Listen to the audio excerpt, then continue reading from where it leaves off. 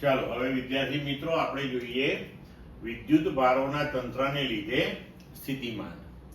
ધારો કે આપણી પાસે Q1, Q2, Q3 up to Qn એવા વિદ્યુત ભારો વાળું એક તંત્ર છે કે જેના સ્થાન સદિશો R1, R2, R3 up to Rn ઉગમ બિંદુની સાપેક્ષે છે.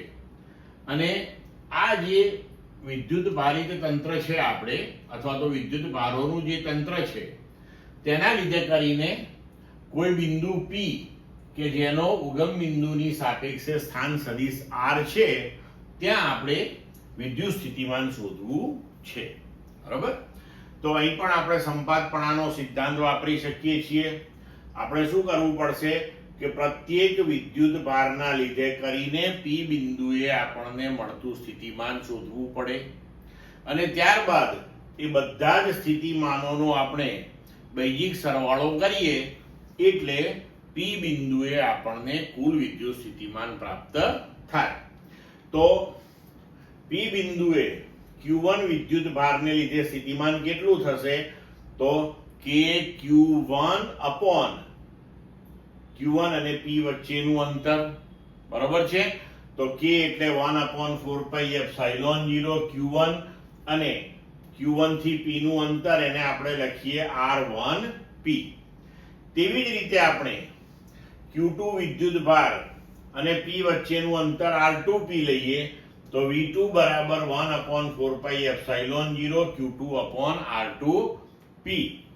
તો આવી રીતે બધા જ વિદ્યુત ભારોને લીધે P બિંદુએ મળતું સ્થિતિમાન આપણે શોધી લઈએ અને ત્યારબાદ P બિંદુએ સમગ્ર તંત્રનું વિદ્યુત સ્થિતિમાન આપણને બધા જ વિદ્યુત સ્થિતિમાનોના બૈજિક સરવાળા રૂપે મળશે. તો P બિંદુ પાસે મળતું સ્થિતિમાન V બરાબર V1 V2 up to Vn. તો હવે આપણે V1 V2 V3 up to Vn ના મૂલ્યો મૂકી દઈએ તો દરેકમાં 1/4πε0 છે એને કોમન કાઢી લઈએ તો કૌંસમાં Q1 upon R1P plus Q2 upon R2P up to Qn upon RnP.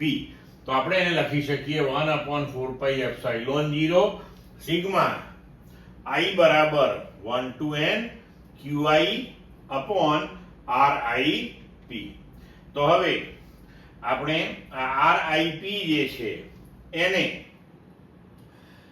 સદિશ R minus RI નું માનાંક એ રીતે પણ રજૂ કરી શકીએ છીએ. તો P બિંદુએ આ થયું કુલ વિદ્યુત સ્થિતિમાનનું સૂત્ર. તો વિદ્યુત ભારોના તંત્રને લીધે કરીને સ્થિતિમાન આપણને મળી ગયું. ક્લિયર મિત્રો? ધારો કે આપણી પાસે જો વિદ્યુત ભારોનું સતત વિતરણ હોય, આગળની થિયરી આપણે જે ચર્ચા કરી એની અંદર વિદ્યુત ભારો આપણે છૂટાછવાયા લીધા હતા. પણ જો વિદ્યુત ભારો કોઈ વિસ્તારની અંદર સતત રીતે વિતરિત થયેલા હોય તો તે પ્રકારનું જે વિદ્યુત ભારિત તંત્ર છે તેના લીધે કરીને કોઈ P બિંદુએ જો સ્થિતિમાન શોધવું હોય તો આપણે શું કરવું પડે? તો આપણે એ સમગ્ર વિદ્યુત ભાર વિતરણ જે છે એની વિદ્યુત ભાર ઘનતા ρ શોધવી પડે અને એ જે વિતરણ છે તેને અનેક સૂક્ષ્મ ખંડોની અંદર ડેલ્ટા V પ્રકારના ખંડોમાં વિભાજિત કરવું પડે. તો કોઈ એક સૂક્ષ્મ ખંડ આપણે લઈએ તો એ સૂક્ષ્મ ખંડની અંદર રહેલો વિદ્યુત ભાર કેટલો થાય? તો કે ρ into ડેલ્ટા V. અને તે વિદ્યુત ભારના જથ્થાના લીધે કરીને P બિંદુએ સ્થિતિમાન શોધીએ. ત્યારબાદ આવા પ્રત્યેક ખંડને લીધે કરીને સ્થિતિમાન શોધી અને બધાયનો સરવાળો કરીએ એટલે કુલ સ્થિતિમાન મળે. પણ આપણે આગળ ઉપર ભણી ગયા છીએ કે વિદ્યુત ભારનું વિતરણ સતત છે અહીંયા. અને જો આપણે જે કદખંડ વિચાર્યો છે સૂક્ષ્મ કદખંડ એને ટેન્ડ્સ ટુ 0 લઈએ એટલે અત્યંત સૂક્ષ્મ લઈ લઈએ તો એ સરવાળો જે છે સંકલનમાં પરિણમે. તો હવે આપણે લખી શકીએ કે P બિંદુ પાસેનું સ્થિતિમાન કે P બિંદુનો સ્થાન સદિશ R છે બરાબર 1/4πε0 integration ρ r dash d tau dash upon R minus R dash. આ રીતે આપણે લખી શકતા હોઈએ છીએ. ક્લિયર મિત્રો?